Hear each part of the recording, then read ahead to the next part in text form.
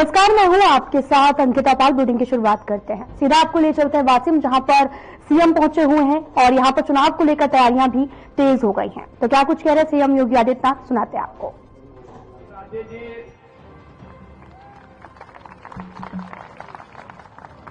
राष्ट्रीय क्रांति पार्टी के जिला के अध्यक्ष श्री चंद्रकांत ठाकरे जी, भारतीय जनता पार्टी के श्री श्याम भाऊ खोड़े जी,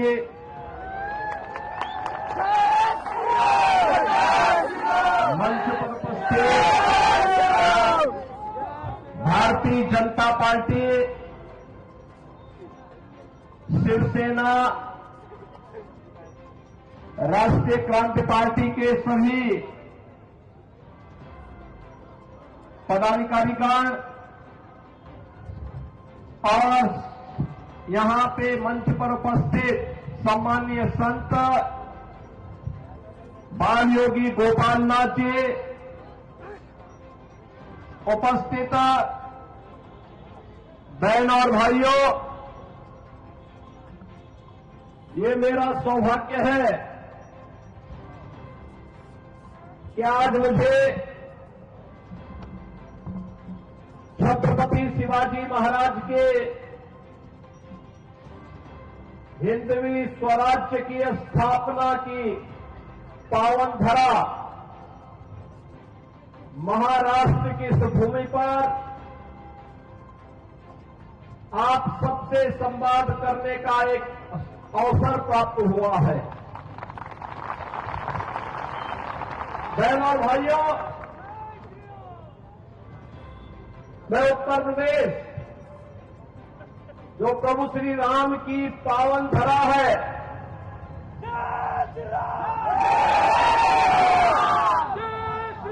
लीलाधारी भगवान श्री कृष्ण की पावन धरा है, बाबा विश्वनाथ की पावन धरा है।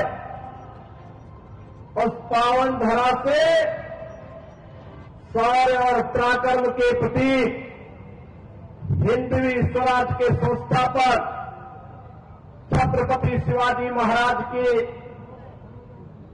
इस पावन धरा पर मुझे महाराष्ट्र के अंदर इस विधानसभा चुनाव के समय आपसे संवाद करने का एक सौभाग्य प्राप्त हो रहा है। मैं इस अवसर पर आप सबका हृदय से अभिनंदन करता हूं, मैं स्वागत करता हूं।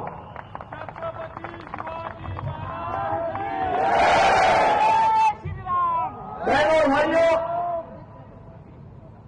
छत्रपति शिवाजी महाराज ने मध्यकाल में भारत के स्वाभिमान और सम्मान को बनाए रखने के लिए यहां पर जिस शुरुआत को आगे बढ़ाया था, हिंदवी स्वराज की वह शुरुआत आज भी भारत के लिए एक नई प्रेरणा है। जब भी भारत के अंदर कहीं पर भी भारत का स्वाभिमान आहत होता है, राष्ट्रीय सम्मान को ठेस पहुंचती है,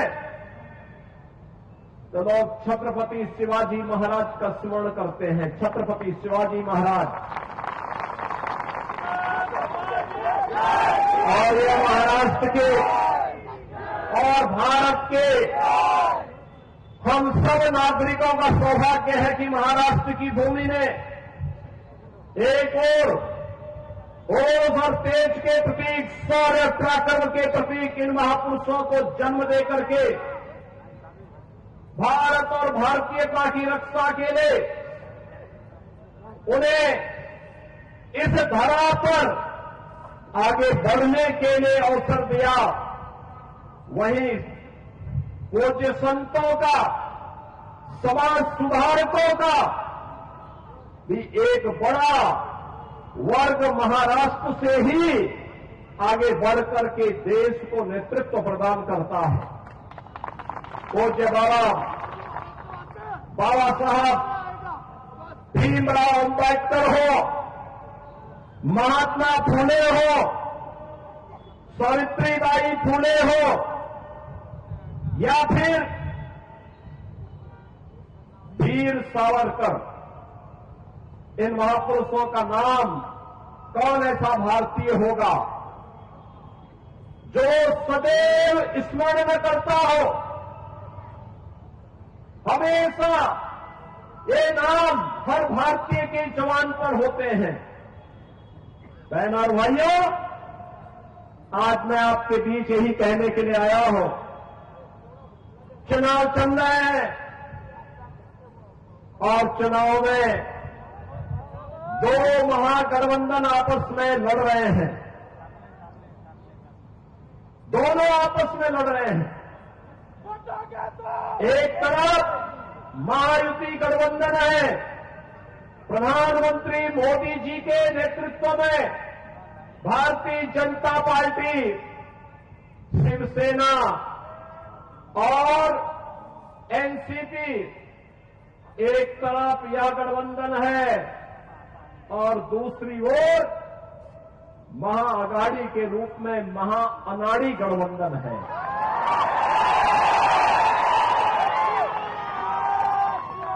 मैं इसे महाअनाड़ी इसलिए कहता हूं, अनाड़ी का मतलब जिसे देश और धर्म की चिंता न हो, जिसे राष्ट्रीयता की चिंता न हो, जिसको समाज में और राष्ट्र में मूल्यों और आदर्शों की मर्यादाओं की चिंता न हो। और यह कार्य यह महाअनाड़ी गठबंधन कर रहा है।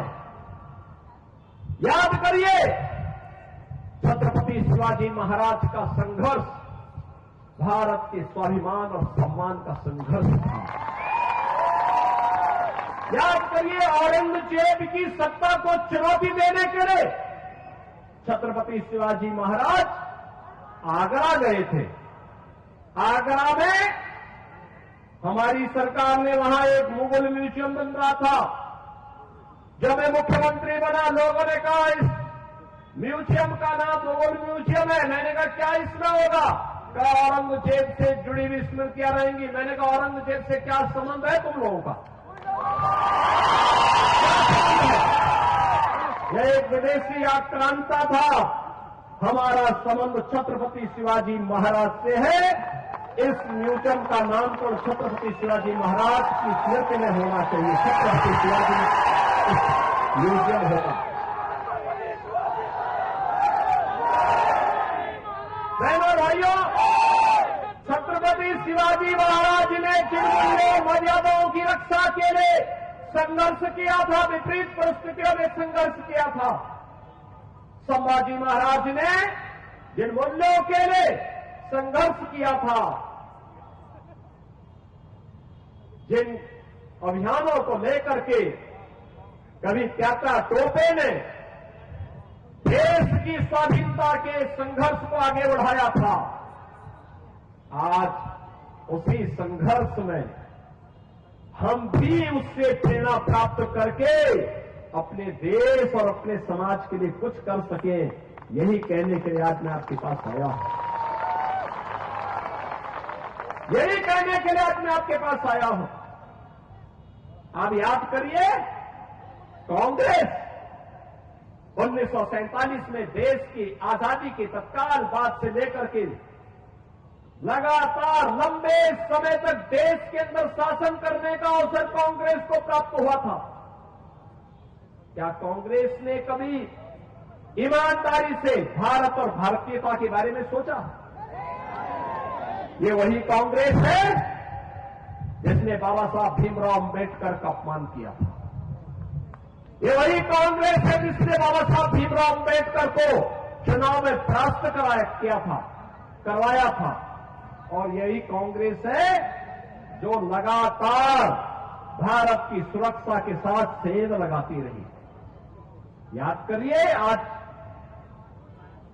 एक समय था जब पाकिस्तान भारत के अंदर आतंकी वारदात को आगे बढ़ाता था।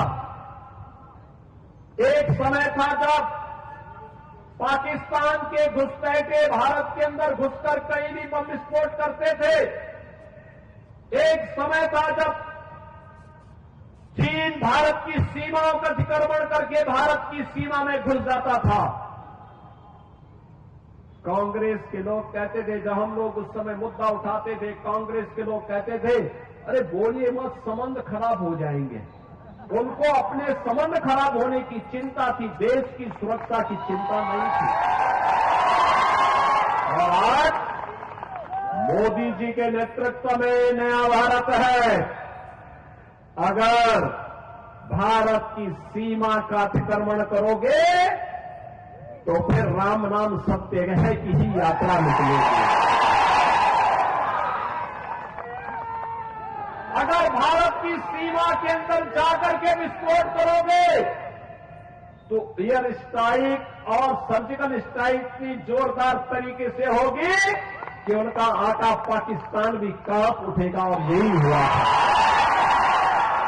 आपने 3 दिन पहले का समाचार पढ़ा होगा, जब आपने देखा होगा कि चीन की सेना पीछे हट रही है और भारत की सेना बॉर्डर पर गश्त कर रही है। ये है नया भारत। नया भारत यही है जो कार्य 500 वर्षों में नहीं हो पाया, वह काम मोदी जी के नेतृत्व में अयोध्या में रामलला के भव्य मंदिर के निर्माण को लेकर के आज हो पाया है।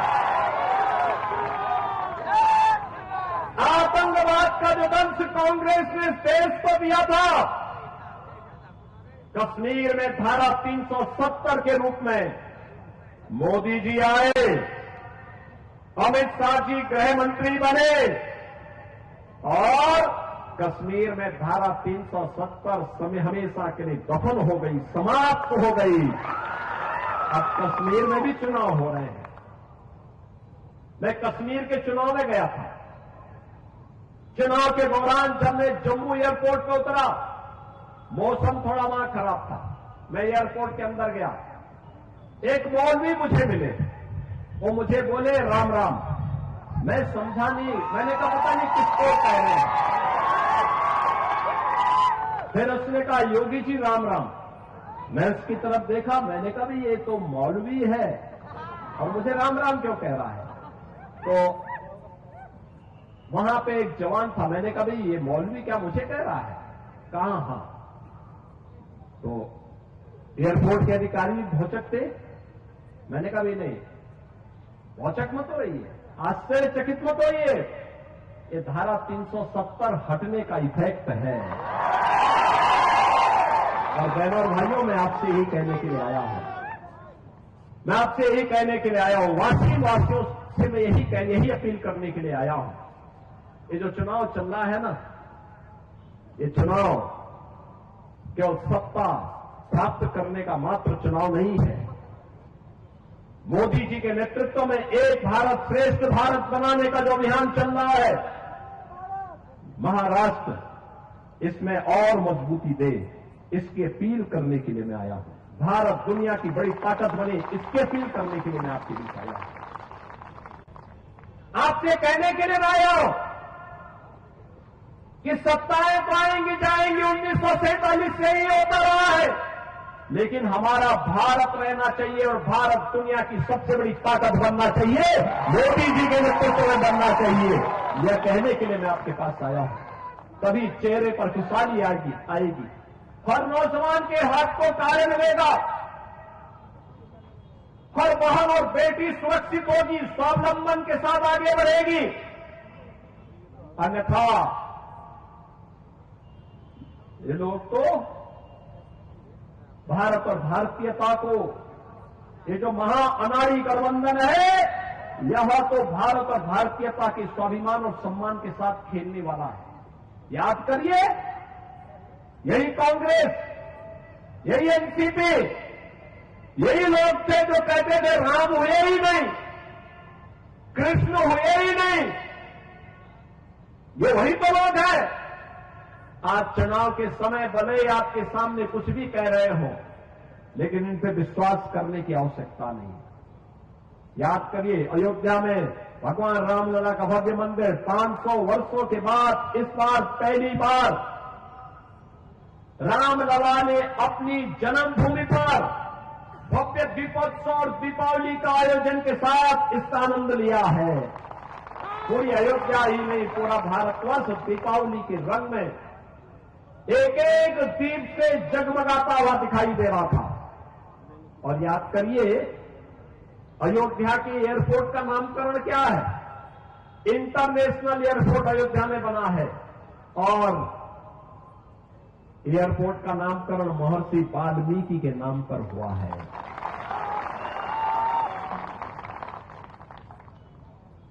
वहां पर यात्री विश्रामालय जितने बने हैं, इन यात्री विश्रामालयों का नामकरण निषाद राज के नाम पर हुआ है। निषाद राज, भगवान राम जब वन के लिए प्रस्थान कर रहे थे, बहनों और भाइयों, निषाद राज ने सबसे पहले प्रभु राम को अपने राज्य में सना दी थी। कहा था कि आप हमारे राज्य में रहिए, आप यहां के राजा रहिए, मैं आपका सेवक के रूप में काम करूंगा। लेकिन भगवान राम ने कहा नहीं, मैं पिता की आज्ञा का पालन करने जा रहा हूं। हमारी मित्रता है, लेकिन मैं किसी राज्य में नहीं रहना, मुझे जंगल में रहना, वन में रहना है, क्योंकि शर्त वन में रहने की है और इसलिए वन में जा रहा हूं। उन्होंने कहा आप अयोध्या के बाहर कहीं भी रह सकते हैं। उन्होंने कहा नहीं, ये मेरे लिए उपयोग हो सकता है, लेकिन आने वाली पीढ़ी क्या कहेगी। और बहनों और भाइयों, मैं आपसे ये कहने के लिए आया हूं, प्रभु राम निषाद राज के साथ मित्रता को निभाते हैं, लेकिन उनके राज्य में राज का सुख नहीं भोगते। उन्होंने सुग्रीव को सत्ता दिलाई, लेकिन सुग्रीव की सत्ता का सुख नहीं भोगा। उन्होंने विभीषण को रावण की लंका दी, लेकिन एक भी दिन राजमहल के अंदर नहीं गए। यह है प्रभु राम का त्याग, यह है भगवान राम का आदर्श। और आपसे यही कहने के लिए आया हूं, इसीलिए राम हम सबके रग रग में है, हमारी जवान पर है। उठते बैठते जागते सोते हंसते रोते एक नाम हम स्मरण करते हैं, वह नाम होता है राम का, वह नाम होता है जय श्री राम का। और इसीलिए बहनों और भाइयों, जब अयोध्या में रसोई बनाने की बात आएगी, रसोई का नाम जहां पे यात्रियों को शुद्ध सुस्वादु भोजन मिल सके, ये किसके नाम पे हो, तो तब ये नाम आया। यह नाम कोई और नहीं, माता सबरी के नाम पर होना चाहिए, क्योंकि वनवास कालखंड में भगवान राम के साथ किसी ने उन्हें बेर खिलाए थे, तो माता सबरी थी। माता सबरी के बेर आज भी लोग स्मरण करते हैं। हम सबके लिए आदर्श और श्रद्धा के पात्र बन गए।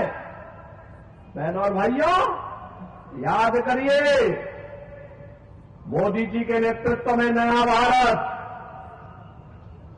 मजबूती के साथ छत्रपति शिवाजी महाराज, बाबा साहब भीमराव अम्बेडकर के आदर्शों को लेकर के आगे बढ़ रहा है।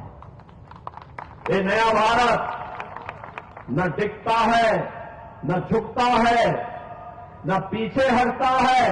ये नया भारत के 140 करोड़ लोगों की समृद्धि के लिए, उनकी सुरक्षा के लिए, उनकी खुशहाली के लिए पूरी प्रतिबद्धता के साथ कार्य कर रहा है। और महाराष्ट्र की भूमिका इसमें अत्यंत महत्वपूर्ण होने वाली है। और इसीलिए आप सबका आह्वान करने के लिए मैं आज यहां पे आपके बीच आया हूं। अयोध्या में जब प्रभु राम के भव्य मंदिर में रामलला विराजमान हो रहे थे, तब प्रधानमंत्री मोदी जी ने एक बात कही थी। तब उन्होंने कहा था, तब उन्होंने एक ही बात कही थी, ये तो शुरुआत है, शुरुआत। केवल अयोध्या ही नहीं, अब तो हम काशी और मथुरा की तरफ भी बढ़ चुके हैं। और मैं आपसे कहने के लिए आया हूं, यही कहने के लिए आया हूं कि बहनों और भाइयों, छत्रपति शिवाजी महाराज ने जिस दुष्ट अफजल को मार गिराया था, उसके नाम पर औरंगाबाद का नाम होना, याद करना, इसको हटना ही चाहिए। संभाजी नगर के रूप में उसको पहचान मिलनी ही चाहिए। छत्रपति शिवाजी महाराज का संघर्ष हो या संभाजी महाराज का, हमें नई प्रेरणा देता है। और छत्रपति शिवाजी महाराज हम सबको एकजुट करके लेके गए थे, हर भारतवासी को अपने साथ जोड़े थे, अपने सेना का हिस्सा बनाए थे। छत्रपति शिवाजी महाराज जिस एकजुटता का प्रदर्शन करके हिंदवी साम्राज्य की स्थापना किए थे, आज उसी का आह्वान करने के लिए, उन्हीं से प्रेरणा लेकर के मैं बार बार आपसे कहता हूं कि बंटिए मत, उन्हीं से प्रेरणा करा करके मैं आपसे कहता हूं बंटिए मत। क्योंकि जब भी बटे थे तो कटे थे।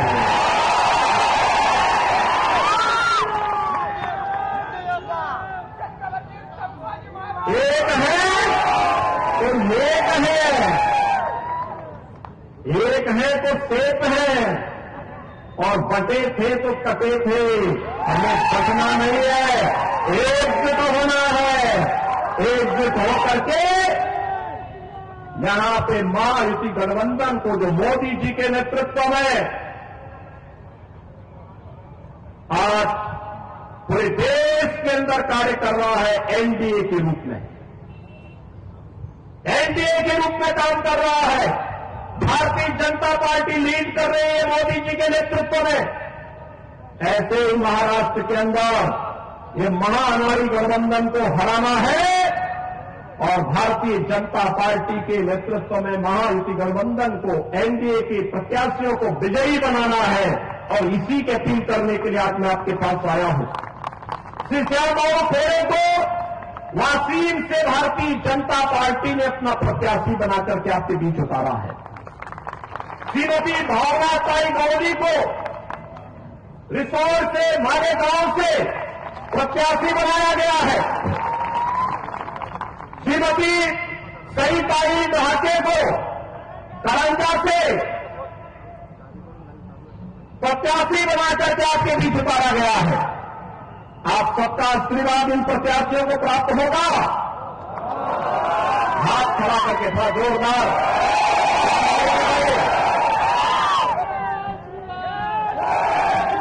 आप आशीर्वाद देंगे, विजयी बना के भेजेंगे, सभी लोग बना के भेजेंगे। मेरे साथ से बोलेंगे भारत माता की, भारत माता की, भारत माता की, छत्रपति शिवाजी महाराज की, छत्रपति शिवाजी महाराज की। जय श्री राम, जय श्री राम। सीएम योगी आदित्यनाथ वाशिंगटन पहुंचे थे, जहां पर उपचुनाव होने वाला है, जिसको लेकर जोरदार प्रचार प्रसार भी किया। फिलहाल में इतना ही। नमस्कार।